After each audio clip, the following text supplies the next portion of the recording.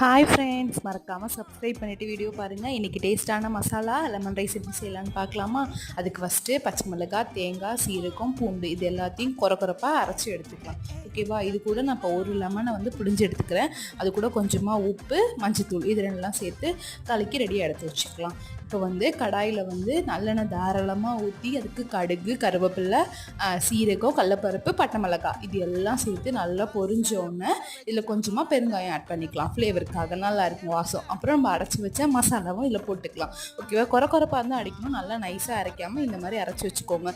இதை நல்லா கிளறி விட்டு எண்ணெய் பிரிஞ்சு வர வரைக்கும் வெயிட் பண்ணுங்கள். அதுக்கப்புறம் நம்ம லெமனை புழிஞ்சு மசாலா இது மஞ்சத்தூள் சேர்த்து வச்சுருக்கதோட சேர்த்து கலந்து விட்டு அப்புறம் வறுத்து வச்சுருக்க வேர்க்கடலை இதெல்லாம் சேர்த்து நல்லா ஒரு லோ ஃப்ளேமில் 2 to 3 மினிட்ஸ் கொதிக்க விட்டோன்னே நம்ம சூடாக வடித்து சாதத்தை ஆற வச்சு இது கூட சேர்த்து கலந்தோன்னா டேஸ்டான மசாலா லெமன் ரைஸ் ரெடி.